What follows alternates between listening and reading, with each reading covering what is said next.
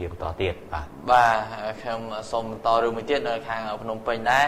តែតើជាមួយនឹងបរិះម្នាក់ត្រូវបានជន់សង្ស័យចំនួន2នាក់វាយប្លន់ជោគម៉ូតូហើយជនរងគ្រោះក៏បានទៅដាក់ពាក្យបណ្ដឹងនៅប៉ុស្តិ៍ប៉ូលីសស្រះចកនិងប៉ូលីសវត្តភ្នំតែមិនមានសមត្ថកិច្ចណាមកជួយធ្វើការដោះស្រាយនោះទេយ៉ាងម៉េចចេះបានអត់មានការដោះស្រាយបាទយើងមើលសាច់រឿងតែម្ដងបរិះម្នាក់ដែលទើបចេញពីញ៉ាំបាយនៅម្ដុំសូរិយារួចក៏មកអង្គុយលេងនៅសួននៅមុខសាកលវិទ្យាល័យជាតិគ្រប់គ្រងត្រូវបានជន់សង្ស័យចំនួន2នាក់ដើរមកវាយប្លន់យកម៉ូតូ Honda Dream C125 មួយគ្រឿងរួចជនរងគ្រោះក៏បានរត់ទៅដាក់ពាក្យបណ្ដឹងនៅប៉ុស្តិ៍នគរបាលសង្កាត់ស្រះចកនិងសង្កាត់វត្តភ្នំតែមិនមានសមត្ថកិច្ចណាមកជួយដោះស្រាយនោះទេហើយការនេះបានកើតឡើងកាលពីវេលាបាទគឺនៅថ្ងៃទី17ខែតុលាឆ្នាំ2014បាទនៅសួនមុខសាកលវិទ្យាល័យជាតិគ្រប់គ្រងនៅក្នុងសង្កាត់ស្រះចកខណ្ឌដូនពេញបុរសជាជនរងគ្រោះគឺឈ្មោះនាងសុវណ្ណាអាយុ20ឆ្នាំជាសិស្សឆ្នាំទី3ជំនាញបាទគឺជំនាញពន្ធដារស្រុកកំណើតគឺនៅខេត្តបាទគឺនៅបាទខេត្តកំពង់ឆ្នាំងបាទនៅខាងស្រុកបរិបូរសពថ្ងៃស្នាក់នៅផ្ទះជួលនៅក្នុងសង្កាត់ទឹកល្អ3ខណ្ឌទួលគោកបើតាមការរៀបរាប់របស់ជនរងគ្រោះប្រាប់អ្នកយកព័ត៌មានយើងឲ្យដឹងថានៅមុនពេលកាត់ហេតុគាត់បានចេញមកពីញ៉ាំបាយនៅម្ដុំសូរិយារួចក៏ជិះបាទដើរលេងលុះមកដល់ចំណុចកាត់ហេតុគាត់ក៏បានអង្គុយលេងរួចបាទមានបរិះ2នាក់ក៏ដើរចេញពីកន្លែងងងឹតសំដៅមករករូបគាត់បាទក៏ច្របាច់កនិងវាយគាត់រួចដណ្ដើមសោពីគាត់ហើយជិះពីកន្លែងកើតហេតុបាត់ទៅបន្ទាប់មកបរិះរងគ្រោះក៏បានជិះម៉ូតូឌុបទៅប៉ុស្តិ៍នគរបាលស្រះចកដើម្បីដាក់ពាក្យបណ្ដឹងនិងឲ្យសមត្ថកិច្ចជួយតាមរកម៉ូតូរបស់ខ្លួនវិញតែបែរជាសមត្ថកិច្ចបានដេញគាត់ឲ្យទៅដាក់ពាក្យបណ្ដឹងនៅប៉ុស្តិ៍បាទនគរបាលសង្កាត់វត្តភ្នំវិញបាទមន្ត្រីប្រចាំការនៅប៉ុស្តិ៍វត្តភ្នំបែរជាឲ្យគាត់ទៅដាក់ពាក្យនៅសមត្ថកិច្ចនៅប្រចាំការនៅជិតបាទនីលការធំនៅវត្តភ្នំវិញហើយសមត្ថកិច្ចដែលនៅទីនោះបែរជាធ្វើហាក់ដូចជាមិនដឹងឮចំពោះរឿងនេះទៅវិញសមត្ថកិច្ចមូលដ្ឋានហាក់បីដូចជាស្គាល់ជនសង្ស័យទើបបានជាមិនរវីរវល់នឹងរឿងបុរសនោះសោះរហូតដល់បាទ3ម៉ោងក្រោយកើតហេតុបានសមត្ថកិច្ចឲ្យទៅដាក់ពាក្យប្តឹងនៅនគរបាលសង្កាត់វត្តភ្នំម្ដងទៀតបាទ3ម៉ោងបន្តបាទលោកនៅទីទៀតបាទនៅបន្តទៀតលោកធីរ៉ាបាទពេលដែលបរិះរងគ្រោះបានដាក់ពាក្យបណ្ដឹងរួចហើយបរិះនោះក៏បានមានការមិនពេញចិត្តចំពោះសមត្ថកិច្ចដែលបានធ្វើនៅកន្លែងនោះដែលបណ្ដាលឲ្យមានជនឆ្លៀតឱកាសហៅនៅពេលដែលគ្នាត្រូវការជំនួយពីសមត្ថកិច្ចគាត់បែរធ្វើជាមិនដឹងមិនឮចំពោះគាត់បាទទៅវិញបាទរឿងនេះគឺយើងមើលទៅដូចជាយ៉ាងម៉េចលោកធីរ៉ាសមត្ថកិច្ចដេញពីមួយទៅមួយបាទមើលនេះបើយើងនិយាយទៅថាមិនដឹងថាគាត់នឹងធ្វើការងារយ៉ាងម៉េចបាទព្រោះថាទៅនៅមុខបាទសាលាជាតិគ្រប់គ្រងបាទដាក់ពាក្យបណ្ដឹងគឺនៅសង្កាត់វត្តភ្នំបាទទៅពេលដែលដំបូងឡើយការពិតគឺគាត់ទៅប្តឹងនៅខាងសង្កាត់ស្រះចកបាទហ្នឹងវាផ្សេងណាការពិតគាត់រុញឲ្យមកខាងសង្កាត់វត្តភ្នំវិញគឺត្រឹមត្រូវហើយបាទតែដល់ពេលដែលមកដល់សង្កាត់វត្តភ្នំដែលជាក្នុងបាទដែនដីរបស់ខ្លួនទឹកដីរបស់ខ្លួនកាន់កាប់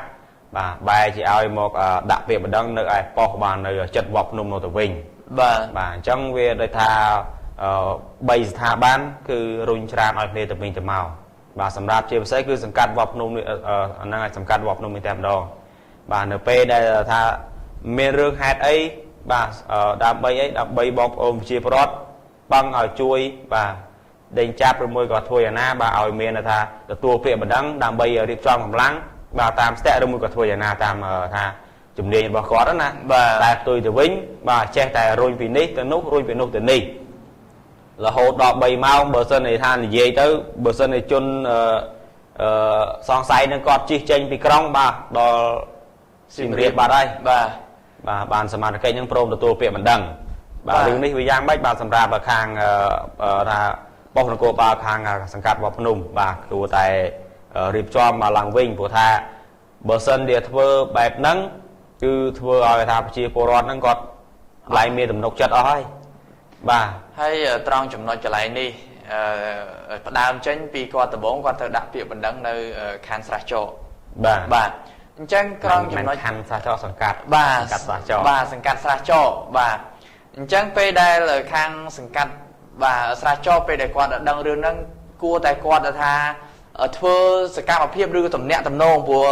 តាមកន្លែងសង្កាត់មួយសិតតែមានវិសុតាក់តងហើយអញ្ចឹងគាត់អាចតាក់តងមកអញ្ចឹងធម្មតាគាត់ជាប្រជាពលរដ្ឋគាត់មិនអាចដឹងពីគោលការណ៍ពីការឈរជើងរបស់សមត្ថកិច្ចនៅខាងកន្លែងហ្នឹងនៅតាណាគាត់អាចបានដឹងទេអញ្ចឹងគួរតែសមត្ថកិច្ចពេលដែលបានដឹងរឿងហ្នឹងអាចចាស់មកខាងនីលការធំមិនដែរមានហេតុការណ៍មួយឥឡូវនេះជួយនេះមិនបាទអញ្ចឹងទៅគឺធ្វើយ៉ាងអញ្ចឹងទោះបីរកឃើញមិនឃើញក៏គាត់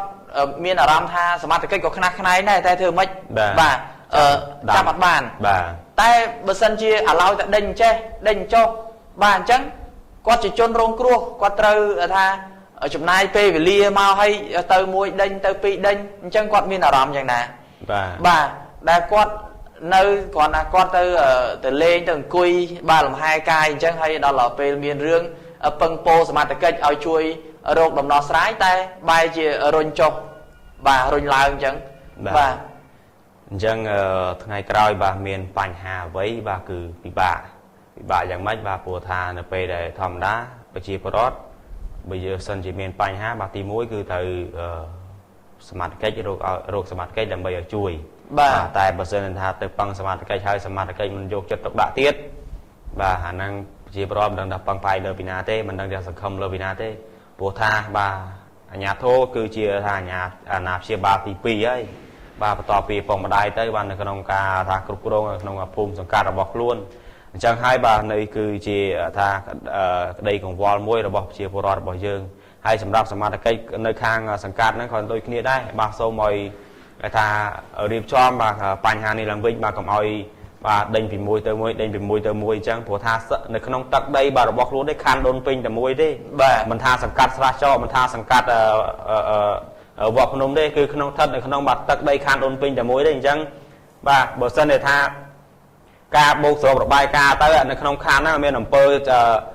ចោលលួចចោលប្លន់អីអញ្ចឹងហើយបាទសម្រាប់ថាការបង្ក្រាបកាយអត់មាននោះដល់ពេលអញ្ចឹងរបាយការណ៍ក៏ដាក់ទៅខាងសង្កាត់នេះបាទក្នុងភូមិនេះក្នុងទឹកដីនេះបាទការកាប់ឲ្យលោកឈ្មោះនេះមានអំពើបាទឃាតកម្មច្រើនមានអំពើបាទឆក់ប្លន់ច្រើនបាទអញ្ចឹងវាប៉ះពាល់ដល់ថាមុខងារទូនាទីរបស់គាត់ទៀតដែរបាទលោកតារាបាទយើងចង់ស្ដាប់នៅការបកស្រាយរបស់ជនរងគ្រោះណាដែលគាត់បាទខាងអ្នកព័ត៌មានយើងក៏បានសុំការបកស្រាយពីខាងជនរងគ្រោះដែរមិនខ្ញុំជិះចេញមកពីញ៉ាំបាយនៅខាងសូយ៉ាម៉លសូយ៉ាម៉លម៉ាអ្នកជិះម៉ូតូហ្នឹងខ្ញុំជិះមកតែឯងម្នាក់ឯងបាទហើយម៉ូតូបងមានផ្លាកលេខអីពូសាន់ 1C7147 បាទហើយបងជិះមកដល់ចំណុចកន្លែងហ្នឹងបានអង្គុយលេងជិះមកហ្នឹងអង្គុយលេងហើយខ្ញុំជិះជុំនឹងវិញហើយមកដល់ខ្ញុំថាជុំទៅផ្ទះប៉ុន្តែមកដល់អត់បានទៅផ្ទះផងក៏គេហ្នឹងវាហក់ពីក្នុងហ្នឹងមកច្បាច់កហ្មងគ្នាវាប៉ុន្មានអ្នកគ្នាវា2នាក់បាទភិនភាពវាអាយុហើយប៉ុន្មានអាយុប្រហែលជា25 26វាដើរឬមិនវាដើរម៉ូតូបងសង010អូជីម្នាក់ឯងមកដល់ហើយហ្នឹងហើយទិសដៅបងហ្មងចេញពីហ្នឹងទៅណាវិញចេញពីហ្នឹងខ្ញុំទៅផ្ទះបងនៅណាផ្ទះនៅសន្ធមុខហើយខ្ញុំបានមីសេ5មិត្តភក្តិឲ្យប្រាប់ថាខ្ញុំទៅផ្ទះឥឡូវហើយកុំឲ្យមិត្តភក្តិចាំតែពីផ្ទះបងនៅសន្ធមុខម្ដុំអីគេម្ដុំទៅឡក2បងឈ្មោះអីគេឈ្មោះសវណ្ណាជីនិស្សិតបាននិស្សិតនៅសាកលវិទ្យាល័យនេះបាទសាកលវិទ្យាល័យជាគ្រប់គ្រងបាទអាចជួយខ្ញុំថតដោយដែរ បាទអញ្ចឹងអរគុណបាទបងប្អូនបាទទស្សនបាទនេះគឺជាថាកិច្ចបាទសម្ភាសបាទជាមួយនឹងជនរងគ្រោះបាទដែលត្រូវបានក្រុមចៅបាទប្លន់យកម៉ូតូទៅបាត់បាទហើយក៏ជាសំណាងដែរដែលថាมันមានរោគរបួសអីណាបាទគាត់ក៏តែមកថាច្បាច់កឬមួយក៏ភ្ជួងបាទយកអញ្ចឹងបាទ ហើយសម្រាប់រឿងនេះយើងឃើញថាសម្រាប់ការចន្លោះប្រហោងរបស់សមាជិកនេះគឺធំមែនទែននេះមិនមែនចន្លោះប្រហោងទេគេហៅថ្លោងទ្វារនេះបាទព្រោះថាសកម្មភាពភ្លាមបើសិនជាស្ទាក់ចាប់ឬក៏ទទួលថាជំហានដំបូងសិនណាបាទក៏ខ្ញុំគិតថាពេលហ្នឹងព្រោះដោយសារឥឡូវនេះគ្រប់សមាជិកស្ថាប័នទាំងអស់គឺសិតតែមាន ID ទាំងអស់បាទអញ្ចឹងចាក់តាមអាវ៉ាវទៅទោះបីជាយ៉ាងណាក៏ដោយក៏អាចសម្រាប់បងមួយចំនួនដែលគាត់ស្រឡាញ់ការងារដែលគាត់ដឹងថាគាត់តួនាទីគាត់ជាសមាជិកអញ្ចឹងគាត់គាត់ឮរឿងហ្នឹងគឺគាត់ចាប់ផ្ដើមខ្លាំមើលផ្លាកលេខហ្នឹងមិនប៉ុណ្ណឹងអីចឹងគាត់អាចចាប់អារម្មណ៍មើលអញ្ចឹងជាងកាលអាចឃើញអញ្ចឹងដែរលោកធីរ៉ាបាទឃើញអញ្ចឹងទៅគាត់អាចតំណាក់តំណងមកវិញខ្ញុំបានឃើញហើយមុខសញ្ញានេះចេះទោះបីជាគាត់មិនមែនជាមុខសញ្ញានៅគោលដៅហ្នឹងតែគាត់តួនាទីគាត់ជាសមាជិកបាទអញ្ចឹងក៏អាចជាជំហានមួយដែលជាការតំណាក់តំណងមួយដែលអាចធ្វើឲ្យថាជនល្មើសហ្នឹងជាងកាលអាចយើងចាប់បានមកអញ្ចឹងទៅបាទអញ្ចឹងអរគុណបាទបងប្អូនបាទទស្សនហើយសម្រាប់ព័ត៌មាននេះបាទខ្ញុំសូមបញ្ចប់តែប៉ុណ្ណេះបាទហើយបន្តទៀតបាទសូមបន្តរឿងបាទ